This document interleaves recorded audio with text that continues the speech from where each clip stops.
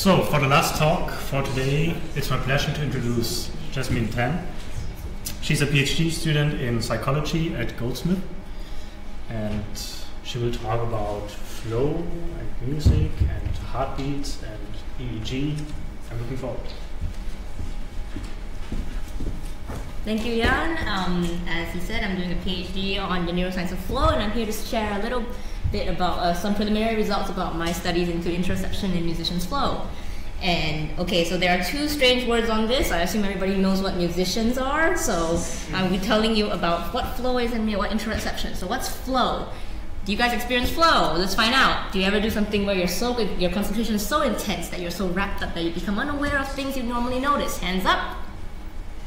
Very good. Yeah, so do you ever do anything where your skills are so second nature that everything comes naturally or effortlessly? Hands up. And finally, do you ever do anything where you feel that activity is worth doing in itself, even if nobody pays you, even if you probably get poor from doing it? Would you do it anyway? Hands up. That's very good. So that if you ever experience all three things at once, you have experienced flow. So flow experience, here's someone who, a kind of relevant example of a composer who's talking about his the ecstatic state he feels like when he's in flow. And so it's an optimal experience. It's a psychological state involving positive experience of being fully engaged in the successful pursuit of an activity, often associated with peak performance, intrinsic motivation, effortless attention, and it's reported in very similar terms across many different activities.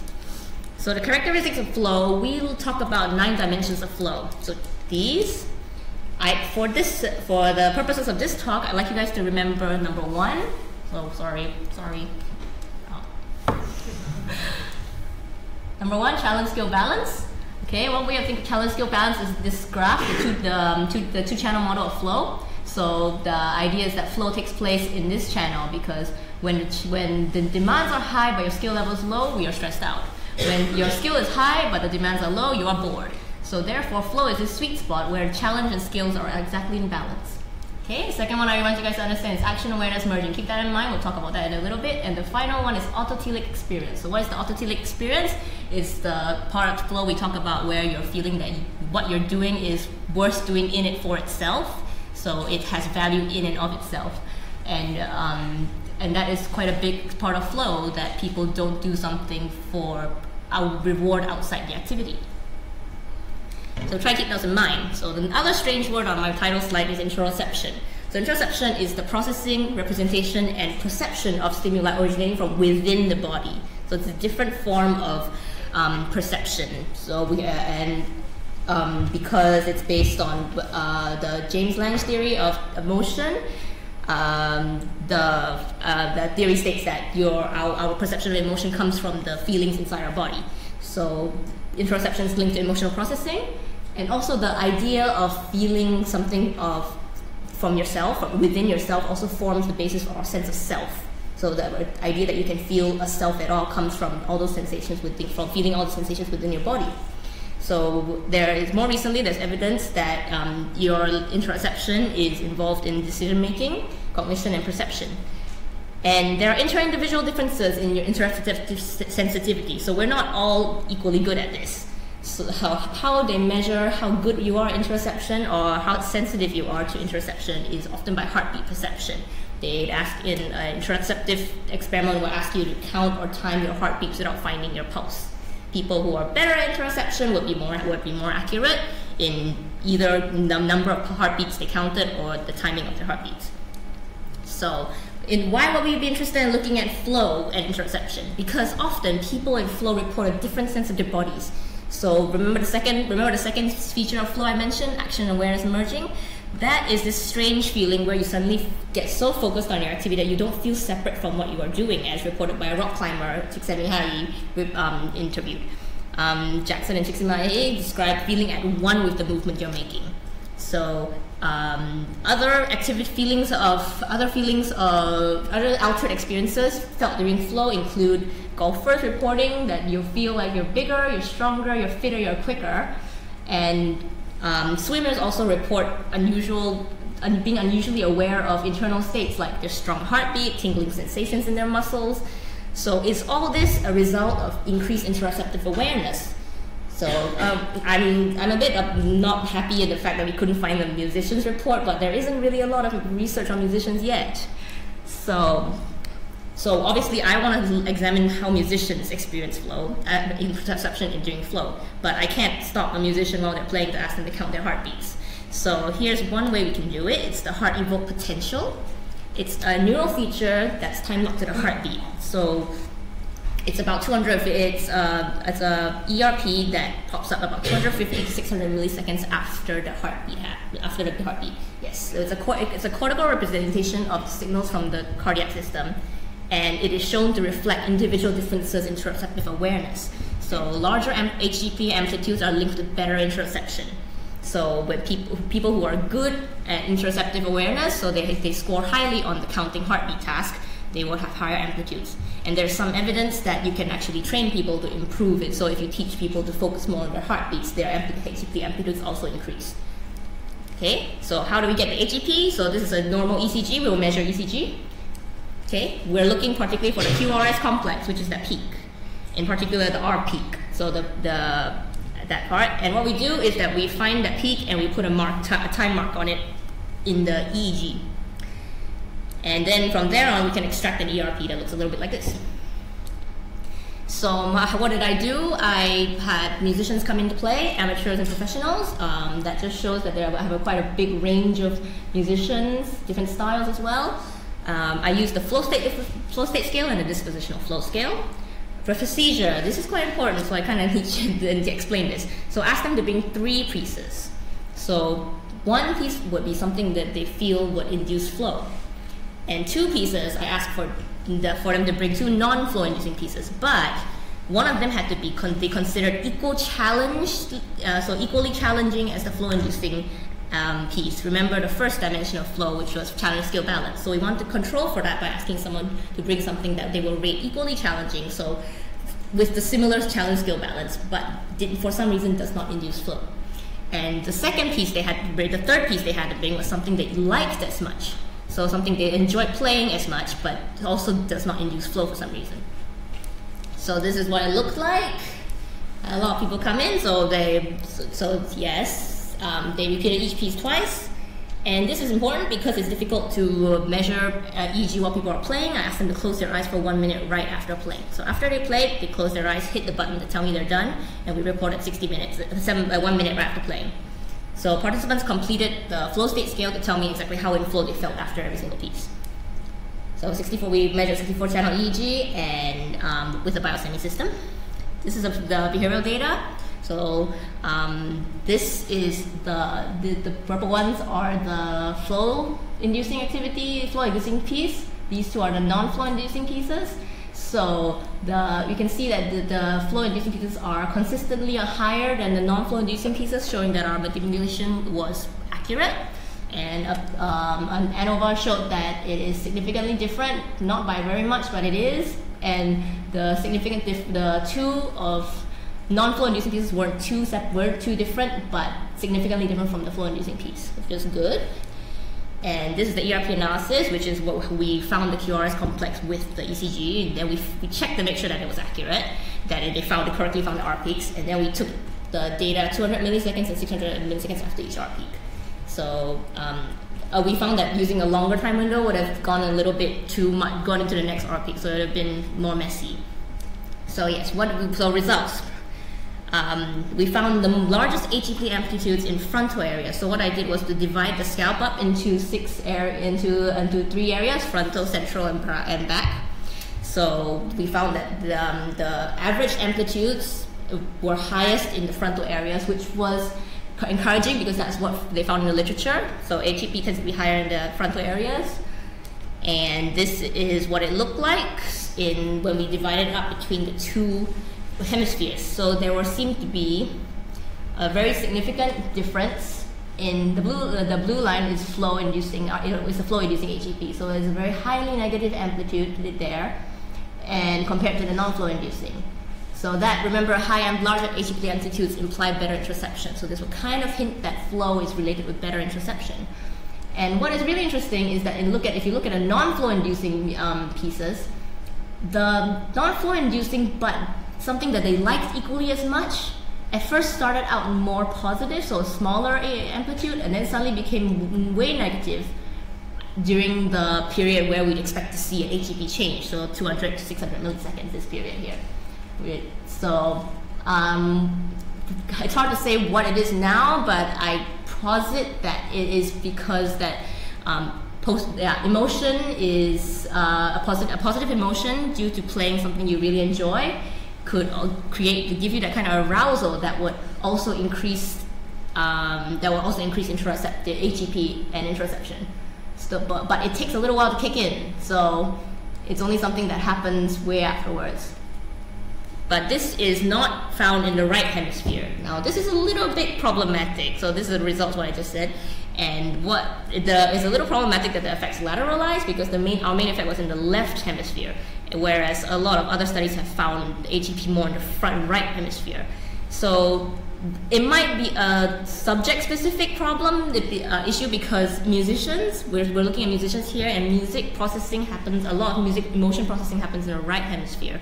And that might have thrown off some of the ERP amplitudes. So we didn't find something that is expected. So what are the implications? So it's a bit too early to say, but it seems that there is higher interoception in flow based on the HEP measures. So maybe this better brain-body interaction is a cause for the increased action awareness merging that people report in flow, and that could result in the sense of control people feel that they are in when they're in flow. And because interoception is related to emotion, it might result in increased emotional experience during flow, where people report that when they're in flow they feel like they're flying, they have intense emotional feelings. And it also has interesting implications for what we can do to affect flow experience. So because you can improve interoception, and perhaps improving interoception could increase flow. And it also might explain how mindfulness meditation improves flow. They've already done studies where mindfulness meditation increases flow experience. So mindfulness meditation increases interoception, which might be the route by which it affects flow. So thank you for listening, and yes, this was supposed to be ESRC. So yes, any questions?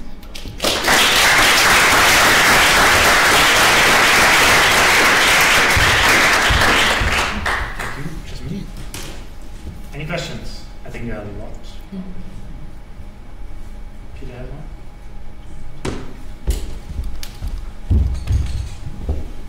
Thank you for your great talk. Presumably, the ease of perceiving your own heartbeat is strongly affected by your blood pressure and your heart rate. And also, presumably, being in a state of flow might change your heart rate and blood pressure. I was wondering whether you considered controlling for this, because your interpretation was that the improved perception of the heartbeat was down to greater interoceptive ability. But could it perhaps be due to just their blood pressure being higher or something after being in flow? Blood pressure, I might not be able to test out blood pressure, but I did collect ECG. So this is preliminary studies, and I can check HRV to see whether the heart rate was faster. And yes, that's something I'm planning to check. Yeah, blood pressure hasn't really been shown to affect HEP. So that is not something I'm aware of at the moment, but I can go check. Okay, and while I have you, I also had a few more trivial questions just for my benefit. Sorry. One was, it's really basic. It's so people are perceiving their heart rate just sitting still within their heads. They're not trying to feel their pulse or anything. Yes, in a behavioral interoception experiment, that will be what you do. You just close your eyes and they'll have you count your heartbeats without finding your pulse. Because obviously you can find a pulse, you can just count that. Yeah. But the idea is that you can see, you sit down and just feel your heart. Okay, cool. So not everybody can do it. Not everybody can do it to the same standard. Yeah. So that's why there's inter-individual differences. It sounds difficult. And one last thing, the heart evoked potential, is that only elicited when you consciously perceive your heartbeat? No, subconscious. Okay.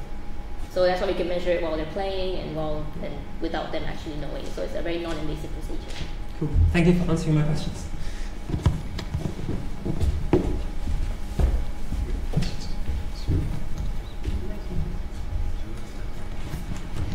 Hi. Thank you. Brilliant talk. So on the slide before this, was that over both hemispheres? And then on this slide, you've broken it down to left and right? Yes. Okay, so do you, it's just a clarification question, but so you do find a difference overall when you look at both, they don't average each other out, the left and the right hemispheres? No, Okay. they don't average each other out, because I think they're both negative, they both become negative, so you can see the amplitude is mostly negative, and Okay. HEB is a negative amplitude. Cool, thank you.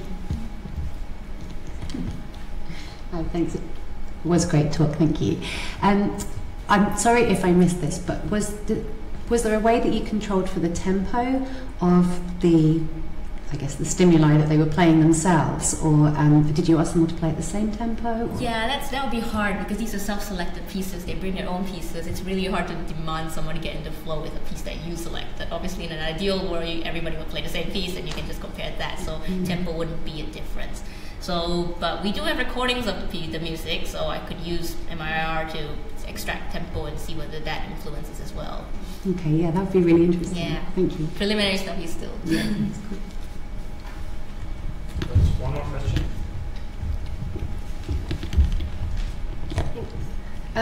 Thanks for your talk. In one of the slides, it looked like you had different instruments, so people played, different instruments. So I was wondering if there was perhaps different, as you were looking at kind of the body experience, right? And when I've spoken to some instrumentalists, some say that the violin, for example, is closer, or a trumpet would be closer, whereas a piano is a bit more further away. So I was wondering if there was a difference between the different instruments in there. That would be interesting to check, and I don't have enough people for now, so it wouldn't be I wouldn't probably have enough power, but with time, like with more data collection, with more variety of people, so obviously this is an opportunity sample, I take whoever comes in, so please participate if you can. So more people participating, more instrument groups participating would build up the study more, but that's a good idea, and I have heard that as well. Yeah. But they have done studies where they measure flow experiences with different instruments, and there is some evidence that pianists experience it more than others. Okay. So yeah, that's interesting. Great. Yeah. Thank you. Okay, then maybe I have one last question. Okay. I'm always puzzled about so one flow dimension is the loss of self-consciousness, and another dimension, or another important factor for flow, is interoception. And I'm always wondering, how do both come together? So you lose your self-consciousness, but you're better at interoception. Maybe it's more of a philosophical question, I guess, but maybe we have to talk about the body not as a mediator, but as an embodied experience, and not seeing your body as an instrument. But I don't know. I guess the idea of loss of self-consciousness, you can still be aware of yourself, but not in that way. Because I think a lot of the questionnaires we ask whether you're concerned about how other people are perceiving you. So that self-consciousness is more about I'm self-conscious about how other people perceive me.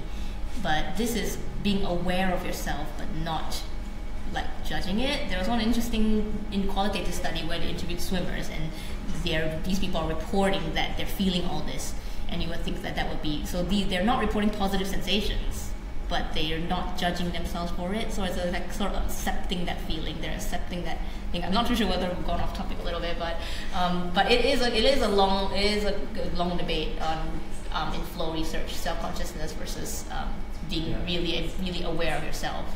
So I think it's something we're still exploring, and Csikszentmihalyi has also written about how being less, like losing yourself in the activity, is beneficial for finding yourself. Yeah, so, exactly. Yeah. I've got a very quick one. Would you consider trying to collect data in the field, so to speak, to go to an actual live jazz gig or something, and try and capture them when they are they're in the state of flow, and it's kind of in a more real world kind of scenario, because in the lab people come in and they may feel a bit self-conscious just because it's a bit different to what they normally do. Yes, that would be the dream. It's just right now we're lacking manpower, we're lacking equipment, we're lacking, even a good experimental design, because it's hard to stop people in the field to ask them, are you feeling flow? So Yeah. we're still working with those theoretical and practical challenges, but that is the pipe dream, that you can get a group of people in a comfortable place, in a place that they find most comfortable, fully experiencing flow. Yeah, then when the musicians are all together in a group of flow, that would be fascinating to see if you can pinpoint when that happens. Yes, that That'd be is. great. It's just right now we're still struggling to find one person in flow. We're still trying to nail down one person. These are the long-term goals. Very, very, very long term. Thank you. Okay, That's great. thank you.